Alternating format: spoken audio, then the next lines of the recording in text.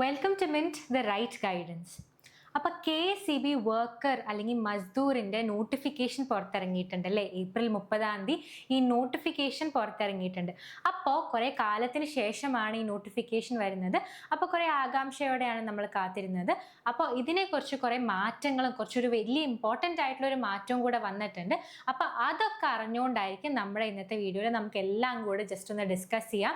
എന്തൊക്കെയാണ് യോഗ്യതകൾ, അതേപോലെ എന്താണ് ഇമ്പോർട്ടൻ്റ് ആയിട്ടുള്ള മാറ്റങ്ങൾ, വേറെ എന്തൊക്കെയാണ് ഇമ്പോർട്ടൻ്റ് ആയിട്ട് അറിയേണ്ടത്, സിലബസും ഇതൊക്കെ ജസ്റ്റ് ഒന്ന് ഡിസ്കസ് ചെയ്ത് പോകുന്നതായിരിക്കും. അപ്പോൾ വീഡിയോ തുടങ്ങുന്നതിന് മുമ്പ് സബ്സ്ക്രൈബ് ചെയ്യാൻ മറക്കണ്ട, അതേപോലെ ഈ വീഡിയോ ലൈക്ക് ചെയ്യാനും മറക്കണ്ട. അപ്പോൾ നമുക്ക് വീഡിയോയിലേക്ക് കടക്കാം. ഫസ്റ്റ് നമുക്ക് ജസ്റ്റ് ഒന്ന് നോട്ടിഫിക്കേഷൻ നോക്കാം. ഏപ്രിൽ 30 ഈ നോട്ടിഫിക്കേഷൻ ഇറങ്ങിയിട്ടുള്ളത്.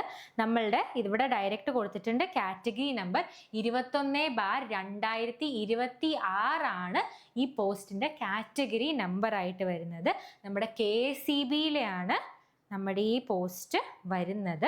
നമ്മൾക്കിവിടെ മെയിൻ ആയിട്ട് കൊടുത്തിട്ടുള്ളത് ശമ്പളമാണ്. ശമ്പളത്തിൽ 24,400 മുതൽ 43,800, അതായത് 24,400 മുതൽ 43,800 പേ സ്കെയിൽ കിടക്കുന്നത്. അപ്പോൾ നമ്മൾ പേ സ്കെയിൽ ഇമ്പോർട്ടൻ്റ് ആയിട്ട് നോക്കേണ്ടത് എന്താണെന്ന് വെച്ച് കഴിഞ്ഞാൽ, പേ സ്കെയിൽ ഇപ്പോൾ പേ കമ്മീഷൻ വന്നിട്ടുണ്ട്.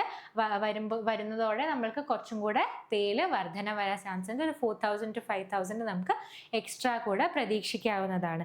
അപ്പോൾ ഈ നോട്ടിഫിക്കേഷനിൽ ഡിസ്ട്രിക്റ്റ് വൈസായിട്ട്, ജില്ല വൈസായിട്ട് ഡിവൈഡ് ചെയ്ത് കൊടുത്തിട്ടുണ്ട് അല്ലേ? ഇപ്പോൾ നോക്കുകയാണെന്നുണ്ടെങ്കിൽ തിരുവനന്തപുരം 101, കൊല്ലം 49, പത്തനംതിട്ട 24, ആലപ്പുഴ 70, കോട്ടയം 64, ഇടുക്കി 96, എറണാകുളം 139, തൃശ്ശൂർ 62, പാലക്കാട് 68, മലപ്പുറം 64, കോഴിക്കോട് 117, വയനാട് 26, കണ്ണൂർ 73, അതേപോലെ കാസർഗോഡ് 32. ഇതേപോലെ ഡിസ്ട്രിക്റ്റ് വൈസ് ആയിട്ടാണ് ഡിവൈഡ് ചെയ്ത് നമ്മളുടെ വേക്കൻസീസ് ഏതൊക്കെയാണെന്ന് കൊടുത്തിട്ടുള്ളത്. ഇപ്പം ടോട്ടൽ എത്രയാണ് വേക്കൻസീസ് വരുന്നത്? ടോട്ടൽ എല്ലാം കൂടെ കൂട്ടിക്കഴിഞ്ഞാൽ ഒരു 985 വേക്കൻസീസ് നമുക്ക് ടോട്ടലായിട്ട് പ്രതീക്ഷിക്കാവുന്നതാണ്. അതിനേക്കാളും കൂടുതൽ നിയമനം നടക്കുകയും ചെയ്യും. അപ്പോൾ ഇതാണ് നമ്മുടെ വേക്കൻസീസിൻ്റെ ലിസ്റ്റായിട്ട് വരുന്നത്. ഇവിടെ നമ്മൾ മെയിൻ ആയിട്ട് നോട്ടീസാണ് കാണുന്നത്. അപ്പോൾ ഇതിൻ്റെ കുറച്ചുകൂടെ ഡീറ്റെയിൽ ആയിട്ട് പോവുകയാണെങ്കിൽ നമ്മൾ അറിയേണ്ട കുറച്ച് കാര്യങ്ങളുണ്ട് ഈ നോട്ടിഫിക്കേഷനിൽ. ഒന്നെന്താണ്, നമ്മളിപ്പോൾ ജില്ല വൈസായിട്ട് നമ്മൾ ഈ ഡിവൈഡ് ചെയ്തല്ലേ വേക്കൻസീസ്. അപ്പോൾ ഈ ജില്ലയിൽ നമ്മൾ ഒരു പോസ്റ്റിന് നമ്മൾക്ക് ഏതെങ്കിലും ഒരു ജില്ലയിൽ മാത്രമേ അപ്ലൈ ചെയ്യാൻ പാടുള്ളൂ. ഇനി വൺ ഓഫ് ദി അബവ് ഡിസ്ട്രിക്റ്റിൽ മാത്രമേ അപ്ലൈ ചെയ്യാൻ പാടുള്ളൂ. ആൻഡ് ആ ഒരു കോളം മാത്രമേ കൊടുക്കാൻ പാടുള്ളൂ. ആപ്ലിക്കേഷൻസ് ഒരെണ്ണത്തിൽ കൂടുതൽ കൊടുക്കാൻ പാടില്ല. കൊടുത്തിട്ടുണ്ട്, പിന്നെ റാങ്ക് ലിസ്റ്റിൽ നമ്മളുടെ പേര് വന്നു എന്നുണ്ടെങ്കിൽ ആ റാങ്ക് ലിസ്റ്റിൽ നിന്ന് ആ പേര് ഡിസ്ക്വാളിഫൈ ആവാനുള്ള ചാൻസ് കൂടുതലാണ്. ആക്ഷൻ എടുക്കും, അതേപോലെ റാങ്ക് ലിസ്റ്റിൽ നിന്ന് റിമൂവും ചെയ്യും. അപ്പം നിങ്ങൾ ശ്രദ്ധിച്ചിട്ട് ഒരു ഡിസ്ട്രിക്റ്റാണ് സെലക്ട് ചെയ്യേണ്ടത്. നിങ്ങൾക്ക് ആവശ്യമുള്ള, നിങ്ങൾ വേണമെന്ന് വിചാരിക്കുന്ന ഏതെങ്കിലും ഒരു ഡിസ്ട്രിക്റ്റാണ് സെലക്ട് ചെയ്യേണ്ടത്. പല ഡിസ്ട്രിക്റ്റ് സെലക്ട് ചെയ്ത് കഴിഞ്ഞാൽ അതിനുശേഷം റാങ്ക് ലിസ്റ്റിൽ വന്നു കഴിഞ്ഞാൽ പിന്നെ എന്ത് പറ്റും? റാങ്ക് ലിസ്റ്റിൽ നിന്ന് നിങ്ങളുടെ പേര് പുറത്താവും, ഡിസ്ക്വാളിഫൈ ചെയ്യും. അതേപോലെ ഡിസിപ്ലിനറി ആക്ഷനും കൂടെ എടുക്കാനുള്ള സാധ്യതയാണ് നമ്മൾക്ക് നോട്ടിഫിക്കേഷനിൽ തന്നിട്ടുള്ളത്. അതേപോലെ നമ്മൾ അറിയേണ്ട കുറച്ച് കാര്യങ്ങളുണ്ട്. ഇപ്പോൾ നമ്മൾക്ക് ഒരു ഡിസ്ട്രിക്റ്റിൽ നമ്മളെ അപ്പോയിൻ്റ് ചെയ്തു എന്ന് വയ്ക്കുക. അപ്പം ആ ഒരു ഡിസ്ട്രിക്റ്റിൽ നമ്മൾ അപ്പോയിൻ്റ് ചെയ്ത് കഴിഞ്ഞാൽ എന്ത് പറ്റും? ഒരു ജില്ലയിലേക്കുള്ള മാത്രം അപേക്ഷ സമർപ്പിക്കേണ്ടതാണ്. അതാണ് നമ്മൾ നേരത്തെ കണ്ടത്. അപ്പോൾ നമ്മൾ ഒരു ജില്ലയിൽ നമ്മൾ പോസ്റ്റ് ചെയ്തു എന്നുണ്ടെങ്കിൽ 5 വർഷം നമ്മൾ ആ ജില്ലയിലാണ് എന്ത് ചെയ്യേണ്ടത്? വർക്ക് ചെയ്യേണ്ടത്. നമ്മൾ 5 വർഷമേ ആ ജില്ലയിൽ വർക്ക് ചെയ്യാൻ പറ്റുള്ളൂ. അതിനുശേഷമാണ് എന്ത് ചെയ്യാൻ പറ്റുക? ഗവൺമെന്റിന്റെ റൂൾസ് അനുസരിച്ചിട്ട് നമുക്ക് ആ ജില്ലയിൽ നിന്ന് മാറി വേറൊരു ജില്ലയിലേക്ക് പോകണം എന്നുണ്ടെങ്കിൽ അതിനുശേഷം ഗവൺമെന്റിന്റെ റൂൾസ് അനുസരിച്ചിട്ടായിരിക്കും നമുക്ക് മാറാൻ പറ്റുക എന്നുള്ള കാര്യം എന്തായാലും ശ്രദ്ധിച്ചു വെക്കാം. അപ്പോൾ എന്താണ് നമുക്ക് ഇമ്പോർട്ടൻ്റ് ആയിട്ടുള്ളത്? ഇങ്ങനെ മാറാൻ പറ്റണം എന്നുണ്ടെങ്കിൽ നമ്മൾക്ക് ആ ഒരു കാര്യം ഇമ്പോർട്ടൻ്റ് ആണ്. 5 കൊല്ലത്തേക്ക് മാറാൻ പറ്റില്ല. അപ്പോൾ നമ്മൾ ഏതെങ്കിലും ഒരു ഡിസ്ട്രിക്റ്റ് ചൂസ് ചെയ്യുന്നുണ്ടെങ്കിൽ ഭയങ്കര സൂക്ഷിച്ചിട്ട് തന്നെ ചൂസ് ചെയ്യാൻ ശ്രദ്ധിക്കണം. അതേപോലെ തന്നെ എന്താണ്, ഇടുക്കി, വയനാട്, കാസർഗോഡ് ഈ 3 ജില്ലയുടെ കാര്യം നോക്കുകയാണെന്നുണ്ടെങ്കിൽ നിങ്ങൾ ഒരു കാര്യം ശ്രദ്ധിക്കേണ്ടതാണ്. ഇവിടെ അപേക്ഷിക്കുമ്പോൾ 10 കൊല്ലത്തേക്ക് നിങ്ങൾക്ക് ആ ജില്ലയിലായിരിക്കും നിങ്ങൾ പ്രവർത്തിക്കേണ്ടി വരിക. എന്തൊക്കെ? നിങ്ങളുടെ വർക്കിംഗ് അറേഞ്ച്മെന്റ്, ഡെപ്യൂട്ടേഷൻ, ട്രാൻസ്ഫർ, അതേപോലെ മ്യൂച്വൽ ട്രാൻസ്ഫർ, ഇതൊന്നും 10 കൊല്ലത്തേക്ക് നിങ്ങൾക്ക് ആ ജില്ലയുടെ പുറത്തുനിന്ന് അനുവദിക്കുന്നതായിരിക്കില്ല. അപ്പം നിങ്ങൾ ശ്രദ്ധിക്കേണ്ടത് എന്താണ്? നിങ്ങൾ വേറെ ഏത് ജില്ല എടുത്താലും 5 കൊല്ലം നിങ്ങൾ അവിടെ വർക്ക് ചെയ്യേണ്ടി വരും. അത് കഴിഞ്ഞിട്ടേ നിങ്ങൾക്ക് ആ ജില്ലയിൽ നിന്ന് പുറത്തിറങ്ങാൻ പറ്റുള്ളൂ. അതും ഗവൺമെന്റിന്റെ ഉത്തരവ് അനുസരിച്ചിട്ടായിരിക്കും. അതല്ലാണ്ട് നിങ്ങൾ നോക്കുകയാണെന്നുണ്ടെങ്കിൽ ഇടുക്കി, വയനാട്, കാസർഗോഡ് ജില്ലയൊക്കെ എടുക്കുകയാണെന്നുണ്ടെങ്കിൽ അവിടെ നിങ്ങൾ 10 കൊല്ലമാണ് വർക്ക് ചെയ്യേണ്ടി വരിക. 10 കൊല്ലം വർക്ക് ചെയ്തതിന് ശേഷമേ നിങ്ങൾക്ക് ആ ജില്ലയിൽ നിന്ന് വേറൊരു ജില്ലയിലേക്ക് പോകാനുള്ള ചാൻസ് എങ്കിലും കിട്ടുള്ളൂ. അത്രയും കാലം അവിടുത്തെ working arrangement, deputation, transfer, mutual transfer ഒന്നും ആ ജില്ലയിൽ നിന്ന് പുറത്തേക്ക് അനുവദിക്കുന്നതായിരിക്കില്ല. ഇതാണ് നമുക്ക് ഇമ്പോർട്ടൻ്റ് ആയിട്ട് നമ്മൾ ജില്ല സെലക്ട് ചെയ്യുമ്പോൾ നമ്മൾ എന്തായാലും ഓർത്തിരിക്കേണ്ടത്. ഒന്നിൽ കൂടുതൽ ജില്ല എന്തായാലും സെലക്ട് ചെയ്യരുത്. നിങ്ങൾക്ക് വേണ്ട ജില്ല മാത്രം സെലക്ട് ചെയ്യുക. കാരണം ഒന്നിൽ കൂടുതൽ ഉണ്ടെന്നുണ്ടെങ്കിൽ റാങ്ക് ലിസ്റ്റിൽ വന്നു കഴിഞ്ഞാൽ പിന്നെ അതിൻ്റെ അകത്തുനിന്ന് പുറത്താവാനുള്ള ചാൻസ് ഉണ്ട്. കാരണം അത് ഒന്നിൽ കൂടുതൽ സെലക്ട് ചെയ്യാൻ പാടില്ല എന്ന് നേരത്തെ നോട്ടിഫിക്കേഷനിൽ തന്നെ കൊടുത്തിട്ടുണ്ട്. അതേപോലെ ജില്ല സെലക്ട് ചെയ്യുമ്പോൾ സൂക്ഷിക്കുക, 5 കൊല്ലം അവിടെ വർക്ക് ചെയ്യേണ്ടി വരും. പിന്നെ ഇടുക്കി, വയനാട്, കാസർഗോഡ് ആണെങ്കിലോ 10 കൊല്ലമായിരിക്കും അവിടെ വർക്ക് ചെയ്യേണ്ട നിർബന്ധമായിട്ടുള്ളൊരു സമയം കിട്ടുക. പിന്നെ നമ്മൾ ശ്രദ്ധിക്കേണ്ട എന്താ? ഏജ് ലിമിറ്റോ? ഏജ് ലിമിറ്റ് 18 മുതൽ 40 വയസ്സ് വരെയാണ് ജനറൽ കാറ്റഗറിയുടെ. നമ്മുടെ ജനറൽ കാറ്റഗറിയുടെ ഏജ് ലിമിറ്റ് വരുന്നത് എന്താണ്? 18 വയസ്സ് മുതൽ 40 വയസ്സ് വരെ ആയിരിക്കും ജനറൽ കാറ്റഗറിയുടെ ഏജ് ലിമിറ്റ് വരുന്നുണ്ടാവും. ആ ഒരു ഏജ് കാറ്റഗറിയിലെ ആൾക്കാർക്ക് നമുക്ക് അപേക്ഷിക്കാൻ പറ്റുള്ളൂ. പിന്നെ നമ്മൾ യോഗ്യതകൾ നോക്കുകയാണെങ്കിലോ, എന്താണ് നമ്മുടെ എഡ്യൂക്കേഷൻ ആയിട്ട്, അതായത് നമുക്ക് വിദ്യാഭ്യാസം എന്താണ് യോഗ്യത എന്ന് അറിയേണ്ടതാണ്. SSLC അല്ലെങ്കിൽ തത്തുല്യ യോഗ്യത, അത് ഒന്നില്ലെങ്കിൽ SSLC അതായത് 10ാം ക്ലാസ് പാസ്സാവണം, അല്ലെങ്കിൽ ഗവൺമെന്റ് പറയുന്ന തത്തുല്യ എന്തെങ്കിലും യോഗ്യത ഉണ്ടാവണം. പിന്നെ നമുക്കൊരു അഡീഷൻ ആയിട്ട് ഇത്രയും കാലം ഉണ്ടായിരുന്നില്ലാത്തതായിട്ടുള്ള പുതിയതായിട്ട് വന്നിരിക്കുന്ന എന്താണ്? ഇലക്ട്രീഷ്യൻ, വയർമാൻ ട്രേഡിലുള്ള 2 വർഷത്തെ സർക്കാർ അംഗീകൃതമായിട്ടുള്ള national or state trade certificate. അപ്പോൾ ഗവൺമെന്റ് അംഗീകരിച്ചിരിക്കുന്ന എന്ത് വേണം? നാഷണൽ അല്ലെങ്കിൽ സ്റ്റേറ്റ് ട്രേഡ് സർട്ടിഫിക്കറ്റ് വേണം 2 വർഷത്തെ. ഇതാണ് ഇപ്പൊ അഡീഷണൽ ആയിട്ട് പുതിയതായിട്ട് കൊണ്ടുവന്നൊരു മാറ്റമാണ്. ഈ പുതിയതായിട്ട് നമുക്ക് ഈ ട്രേഡ് സർട്ടിഫിക്കറ്റ് വേണം എന്നുള്ളത് ഇങ്ങനെ കൊണ്ടുവന്നിട്ടുള്ളത്. അപ്പൊ SSLC അതിൻ്റെ ഒപ്പം തന്നെ നമുക്ക് ഈ ട്രേഡ് സർട്ടിഫിക്കറ്റും കൂടെ വേണ്ടതാണ് ഈ പോസ്റ്റിന് അപ്ലൈ ചെയ്യുമ്പോൾ. അതുപോലെ തന്നെ കുറച്ച് ശാരീരിക യോഗ്യതകളും കൂടി ഉണ്ട്. അപ്പൊ നമ്മളിപ്പോൾ എഡ്യൂക്കേഷൻ, വിദ്യാഭ്യാസം എന്തായിരിക്കണം എന്ന് നമ്മൾ നോക്കി. അപ്പൊ ശാരീരിക യോഗ്യതകൾ എന്തായിരിക്കും? ഏറ്റവും കുറഞ്ഞ ഉയരം, സോ ഹൈറ്റിനെ കുറിച്ചാണ് ആദ്യം വരുന്നത്. അതായത് പുരുഷന്മാരാണെങ്കിൽ 5 അടി 2 ഇഞ്ച്, അതായത് 157.48 സെന്റിമീറ്റർ എങ്കിലും ഉയരം വേണം. മിനിമം ആണ് 5.2 അടി എങ്കിലും മിനിമം ഹൈറ്റ് വേണം. സ്ത്രീകളാണെങ്കിലോ 4 അടി 9 ഇഞ്ച് അഥവാ 144.78 സെന്റിമീറ്റർ എങ്കിലും ഉയരം വേണം. അപ്പൊ പുരുഷന്മാരാണെങ്കിൽ 5 അടി 2 ഇഞ്ച് ഉയരവും, അതേപോലെ സ്ത്രീകളാണെങ്കിൽ 4.9 അതായത് 4 അടി 9 ഇഞ്ച് ഉയരമെങ്കിലും വേണം. അതേപോലെ കാഴ്ചയിൽ സാധാരണ കാഴ്ചയാണ് പറഞ്ഞിട്ടുള്ളത്. പിന്നെ പറഞ്ഞിട്ടുള്ളത് എന്താ? കളർ ബ്ലൈൻഡ് ആവാൻ പാടില്ല, കളർ ബ്ലൈൻഡ്നെസ് പാടില്ല എന്നും കൂടെ പറഞ്ഞിട്ടുണ്ട്. അപ്പൊ നമ്മൾക്ക് ഇപ്പൊ ഗ്ലാസ്സസ് വെക്കണതിൻ്റെ അതിനെക്കുറിച്ചൊന്നും കാര്യമായിട്ട് പറഞ്ഞിട്ടില്ല.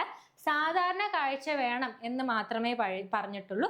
കളർ ബ്ലൈൻഡ്നെസ് പറ്റില്ല എന്ന് കൃത്യമായിട്ട് കൊടുത്തിട്ടും ഉണ്ട്. അതേപോലെ വേറൊരു യോഗ്യത എന്താണ്?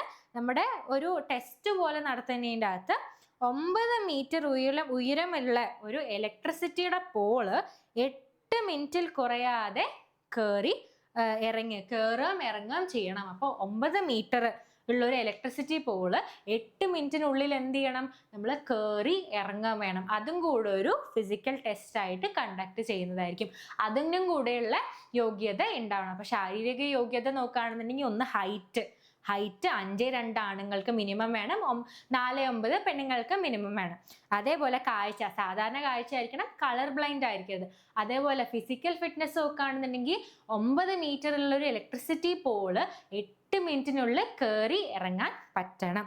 അതേപോലെ എന്ത് വേണം, ഈ ശാരീരിക ക്ഷമത തെളിയിക്കാൻ വേണ്ടി നമുക്ക് എന്ത് വേണം, മെഡിക്കൽ സർട്ടിഫിക്കറ്റും കൂടെ ഹാജരാക്കേണ്ടതാണ്. അപ്പൊ മെഡിക്കൽ സർട്ടിഫിക്കറ്റും കൂടെ വേണം എന്നുള്ള കാര്യം ഒന്ന് നോട്ട് ചെയ്ത് വെക്കേണ്ടതാണ്. പിന്നെ നമ്മൾ നോക്കേണ്ട വേറൊരു കാര്യം എന്താണെന്ന് വെച്ചാൽ, നമുക്ക് ഈക്വലൈസേഷൻ എന്ന് പറഞ്ഞൊരു കോൺസെപ്റ്റും കൂടെ വരുന്നുണ്ട്, നമ്മളുടെ നോട്ടിഫിക്കേഷനിൽ കൊടുത്തിട്ടുണ്ട്.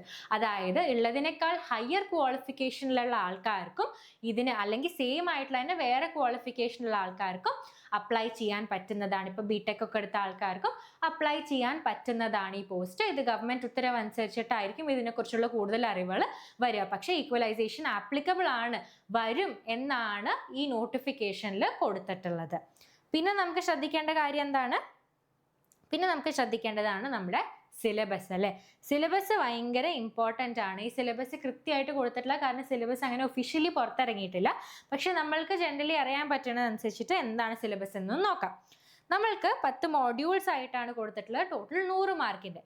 അപ്പോൾ എല്ലാം 10 മാർക്ക് വെച്ചിട്ടാണ് നമ്മൾ കാണുന്നത്. ജനറൽ ആയിട്ട് നമ്മൾ മോഡ്യൂൾ നോക്കുകയാണെങ്കിൽ എന്തൊക്കെയാണ്, basic electricity, ohm's law, magnetism, alternating current and earthing, DC machine, AC motors, single and 3 phase, instruments and transformers, illumination and basic electronics, power generation, transmission. ഇതാണ് നമ്മുടെ ബേസിക് മോഡ്യൂൾസ് ആയിട്ട് വരുന്നത്.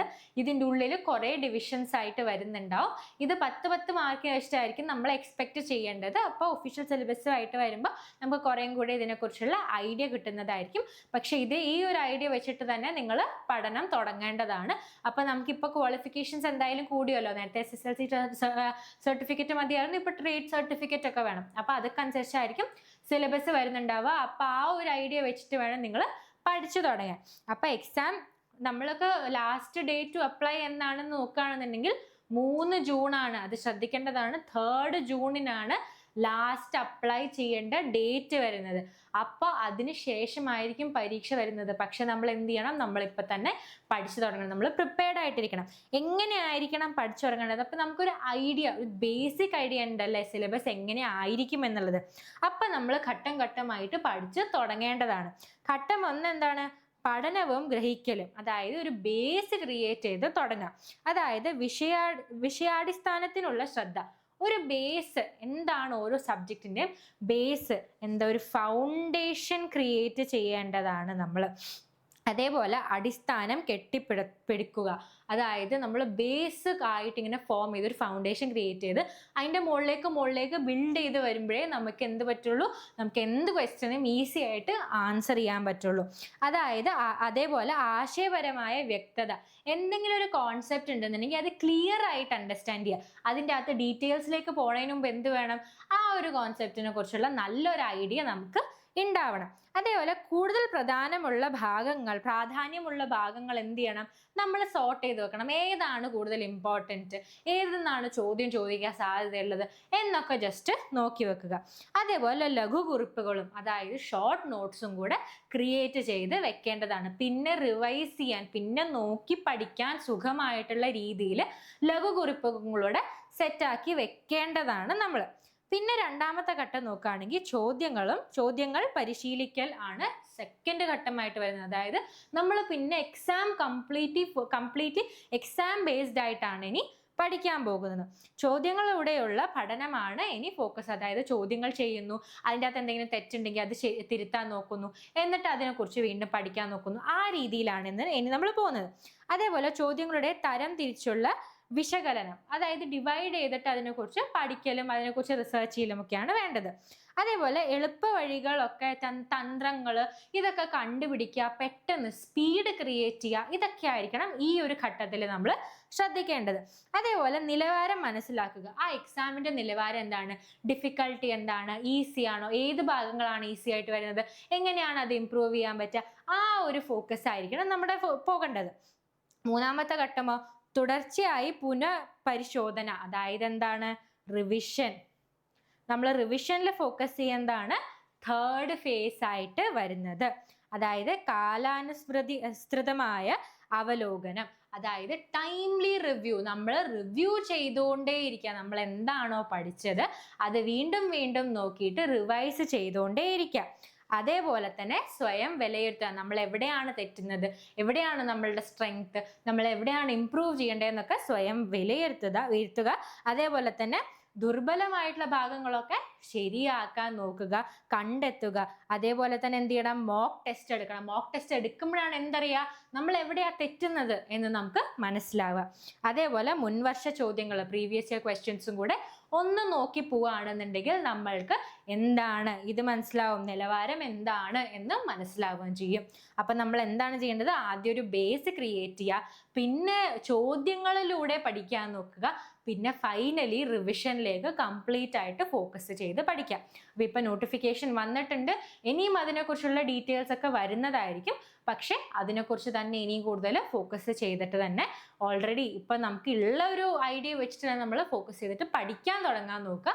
എന്നിട്ട് വേണമെങ്കിൽ നമുക്ക് പിന്നെ എന്താണോ എന്തെങ്കിലും സിലബസിൽ എന്തെങ്കിലും മാറ്റം എന്തെങ്കിലും പ്രതീക്ഷിക്കണമെങ്കിൽ നമുക്ക് ആഡ് ചെയ്ത് കൊടുത്താൽ മതിയല്ലോ.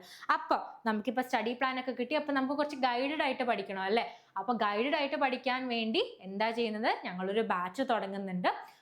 ഒരു ബാച്ച് തുടങ്ങുന്നുണ്ട്. അപ്പോൾ ഈ ബാച്ചിനോട് ഇൻട്രസ്റ്റ് ആയിട്ടുള്ള ആൾക്കാർ എന്ത് ചെയ്യണം, താഴെ കോമെന്റ് ബോക്സിൽ പിൻ ചെയ്തിരിക്കുന്ന കോമെന്റിൽ ഒരു ഗൂഗിൾ ഫോം ഉണ്ട്, അത് ഫില്ല് ചെയ്യുക. അപ്പം നിങ്ങൾക്ക് ബാച്ചിനോട് ഇൻട്രസ്റ്റ് ഉണ്ടെന്നുണ്ടെങ്കിൽ ആ ഗൂഗിൾ ഫോം ഫില്ല് ചെയ്താൽ മതി. അപ്പം നമ്മളുടെ ബാച്ചിൽ ജോയിൻ ചെയ്യാൻ നോക്കുക. നിങ്ങൾക്ക് അപ്പോൾ ഗൈഡഡ് ആയിട്ട് തന്നെ പഠിക്കാൻ പറ്റും. അപ്പോൾ ഇതായിരുന്നു നമ്മുടെ ഇന്നത്തെ വീഡിയോ. നിങ്ങൾക്ക് എല്ലാവർക്കും ഭയങ്കര ഹെൽപ്ഫുൾ ആയിരുന്നു എന്ന് പ്രതീക്ഷിക്കുന്നു. Thank you so much. മികച്ച പഠനം ബെഞ്ചിനൊപ്പം. Thank you.